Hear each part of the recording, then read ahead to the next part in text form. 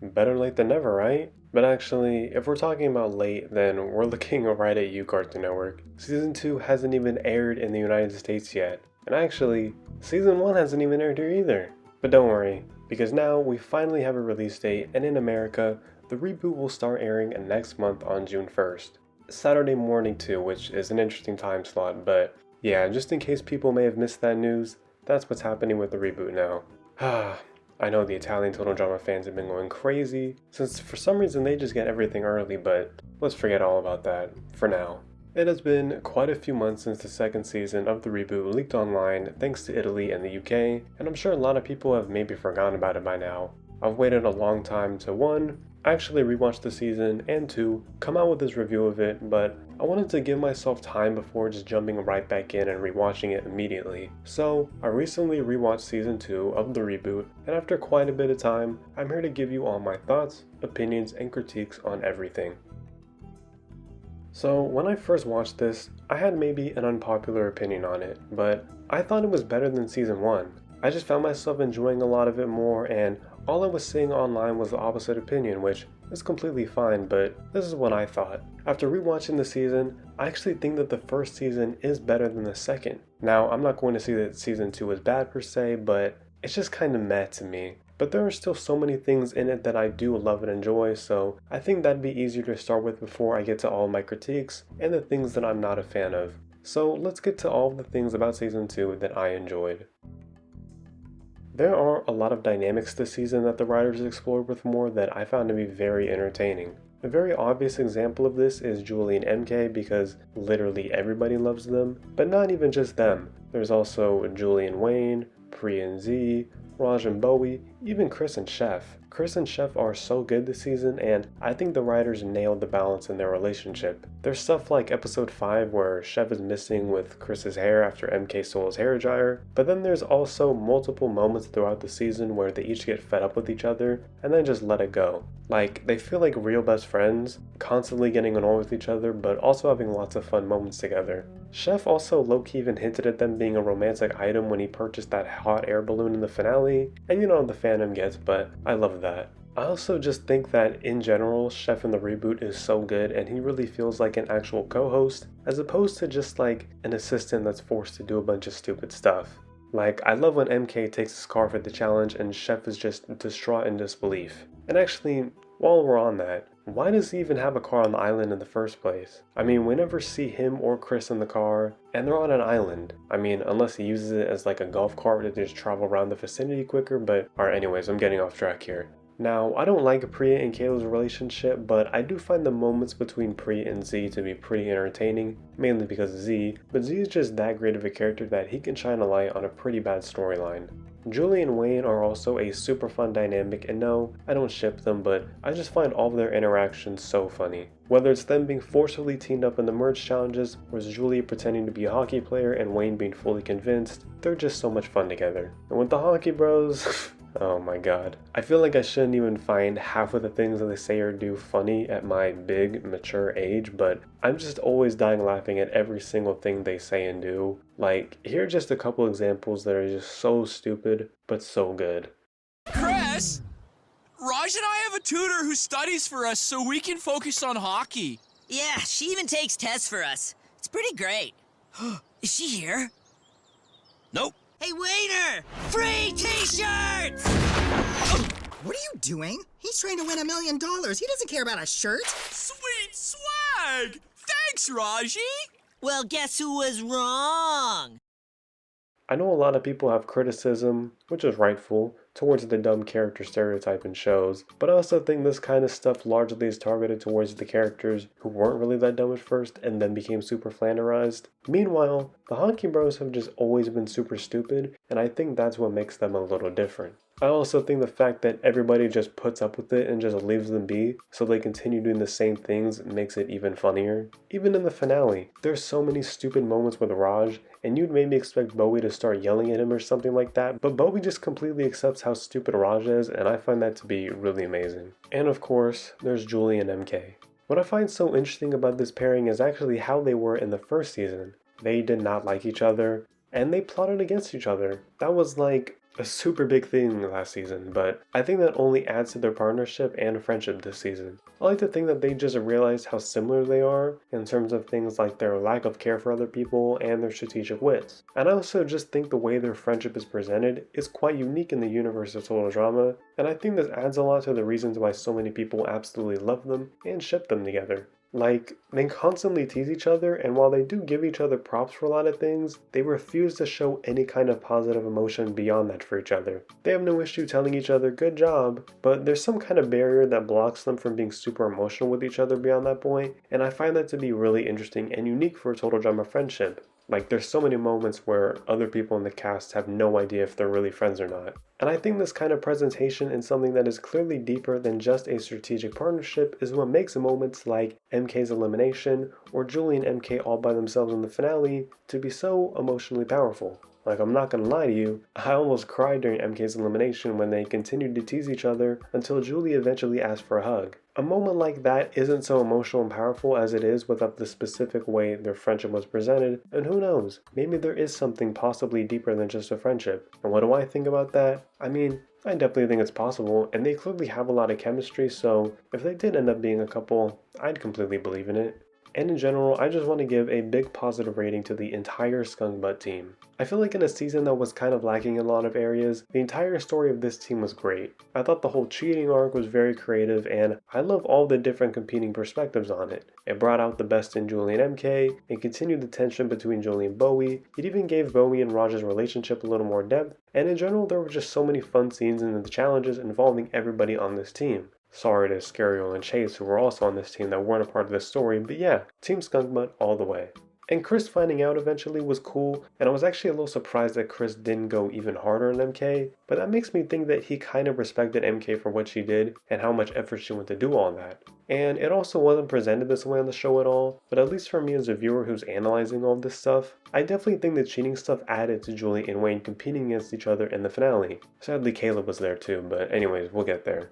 Something else I absolutely loved about this season were the challenges. I know this might seem a little random, but challenges are pretty important to what Total Drama is, especially since they take up so much of the episodes. I just found the challenges this season to be so good and creative, and I can spot a lot of the references that the writers took for these challenges, and I think that's a really good thing.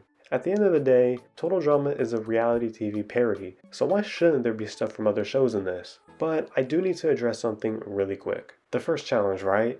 I had to see so many people talk about how this is from Squid Game, and while yes, this kind of game does pop up in Squid Game, they did not create this. You know where Squid Game got a lot of influence from? Takeshi's Castle.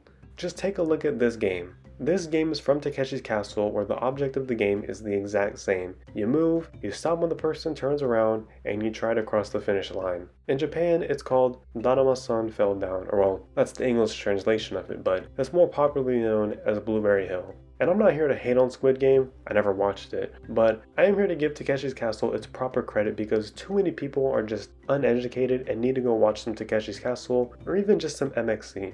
The finale also has 2 challenges that have been done in Takeshi's Castle, and I'm not saying these were for sure taken from it, but they're just so similar. There's this game that's known as Buggy Me that showed up in only one episode that's definitely just like this portion of the finale, and then there's a Bridge Ball, or Breast Balls, or Strait of Gibraltar that is just like this portion of the finale. I think it's awesome, and if anything, more reality TV should take inspiration from Takeshi's Castle because there's just so much good stuff there. But yeah, all in all, the challenges this season were great. And one final thing I really want to talk about when it comes to things I love about this season, I gotta talk about the person that won the entire thing. I don't care what you say, but Wayne is a great winner. I know, he wasn't involved in some huge plot, he wasn't strategic, he wasn't ever a main character of the season like the way Julie or Caleb were, but I don't think any of that should discredit him. I love the fact that we got a fun and random kind of winner like that. Wayne in the finale is also just great. I love that he seems almost a little overwhelmed by how many people chose to wholeheartedly root for him. And you know, after all that Wayne went through this season, I'm glad he won. And that's all.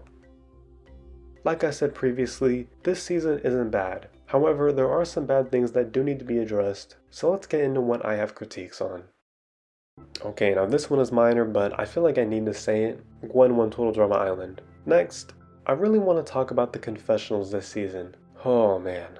Now, I completely understand that this is a children's show, and so some things need to be more laid out directly so any kind of viewer can understand what's going on. I get that, and I'm clearly not a child watching this show, but even then, I feel like there are just way too many unnecessary and expository confessionals that just ruin so many moments. The other issue with these confessionals is that so many of them go by so quickly and it becomes hard to keep up with everything going on. A scene will start, a 2-second confessional will interrupt, then we get back to the scene, then we get another one of those confessionals, and then we're right into a different scene. Just take this example from the very beginning of episode 10.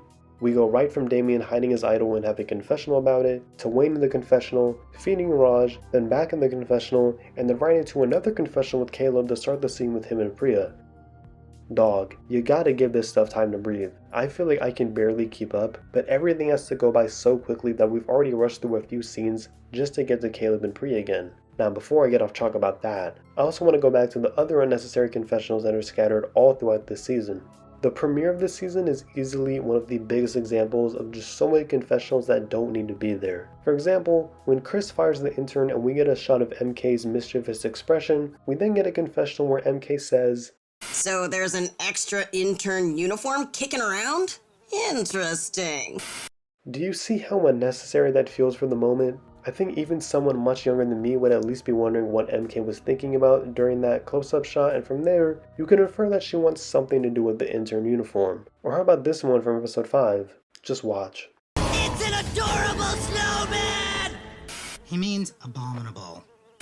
Do you see how unnecessary that was? Like, yes, we all know what Raj really meant by that, and we didn't need that completely spelled out to us. That just ruins the whole joke, and the whole thing about Raj and Bowie is that Bowie just accepts how dumb Raj is, and they still love each other. And that's why I don't need to know what he really meant. If every single dumb thing Raj or Wayne said was explicitly corrected, the stuff they'd say would just not be as funny. As a viewer of any show, one thing I don't want to have is my intelligence be insulted, and it's moments like these where I feel like it is, and that's not what you want your audience to feel like. There is obviously plenty of good and effective confessionals this season, and I don't think every single one is bad, but the super quick and unnecessary confessionals are just too much not to ignore, and I notice them a lot.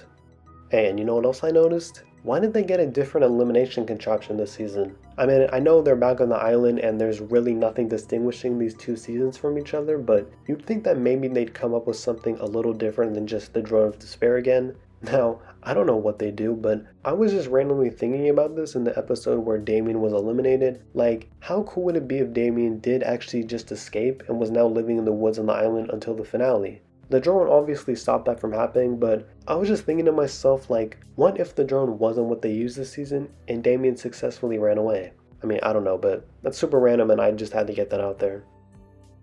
Okay, and now for the couples this season.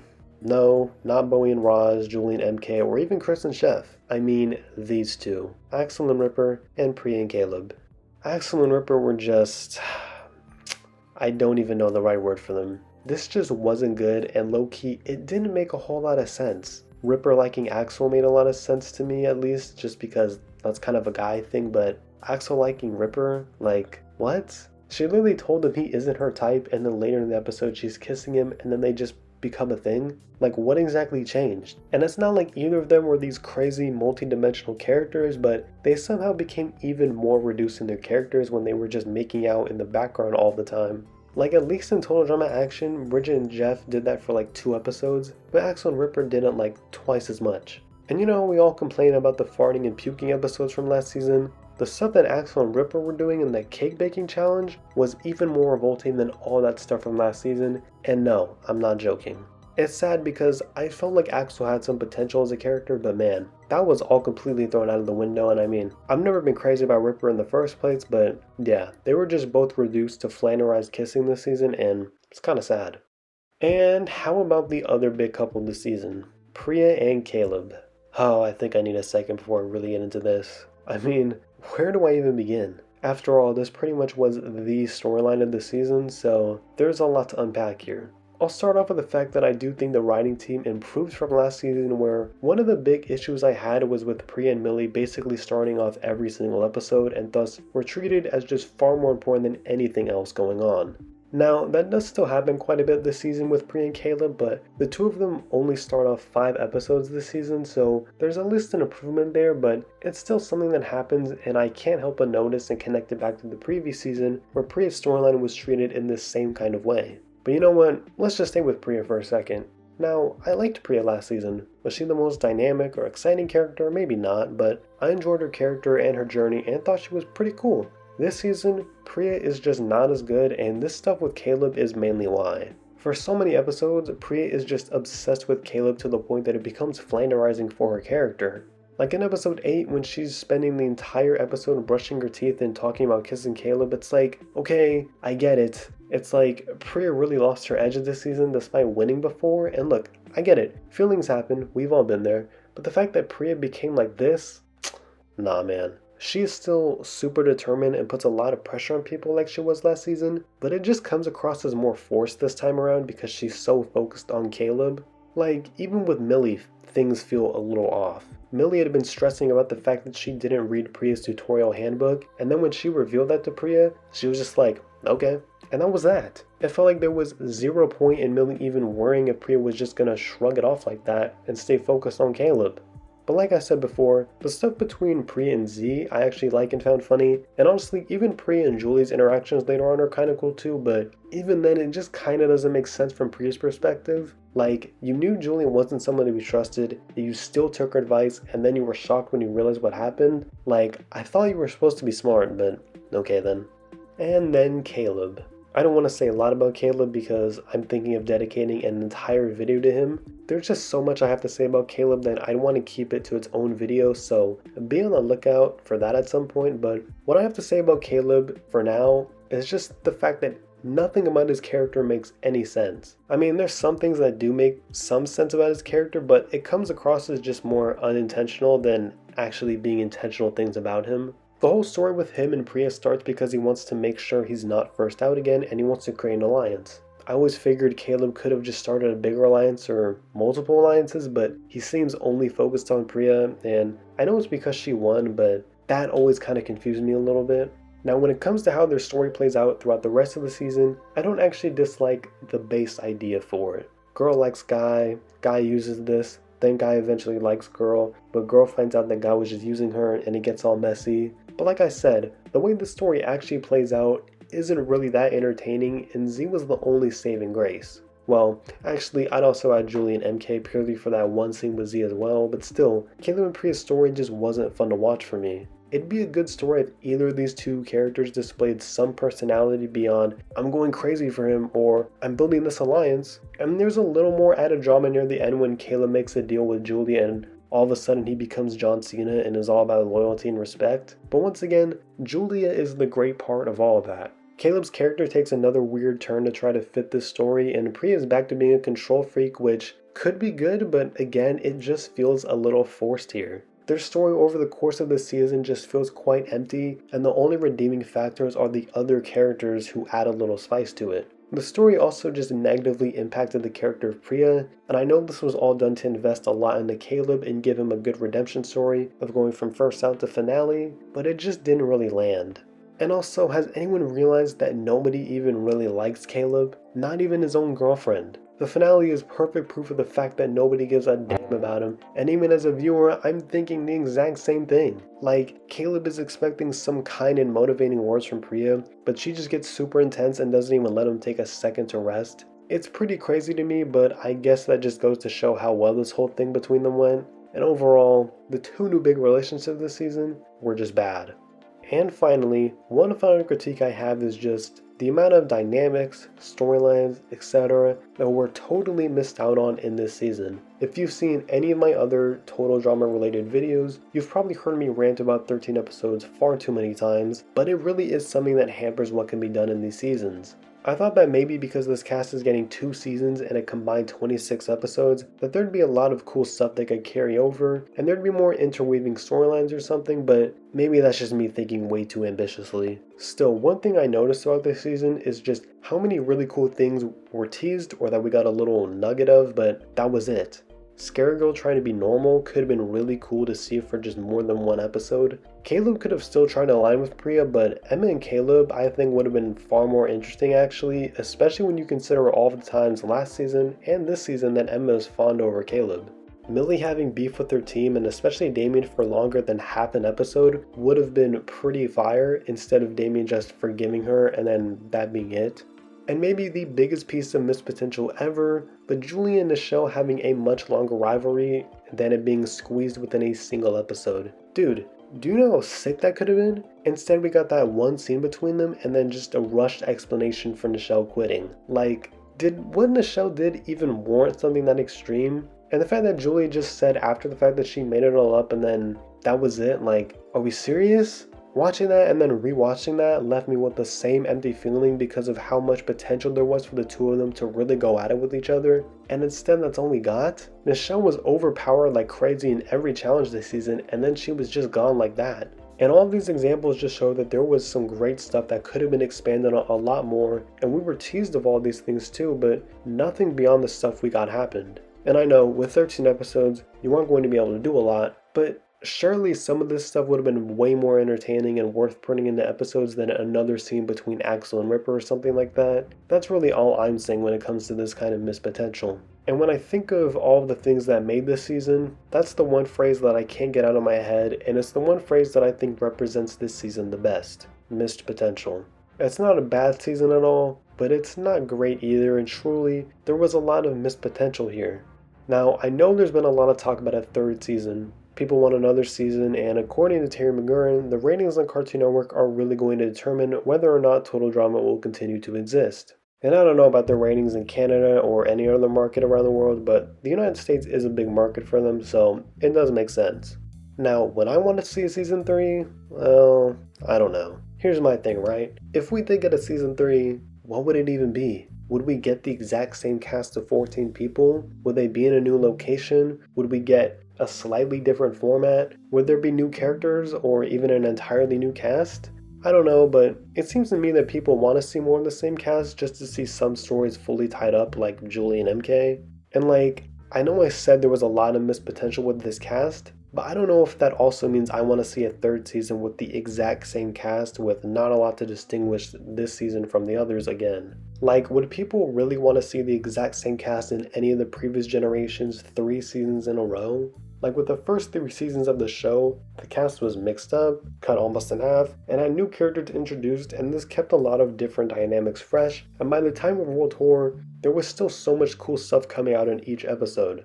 I think we need to see something like that if there were to be another season of the reboot, because I just don't think people are interested in the exact same cast again. Let's see some people off of the show, let's bring in some new people instead. Maybe, but I don't know. For all we know, the reboot just might not do that well, and this will be the last of any official Total Drama content we'll ever see. Who knows though, but hey, remember, Cartoon Network, 9 a.m.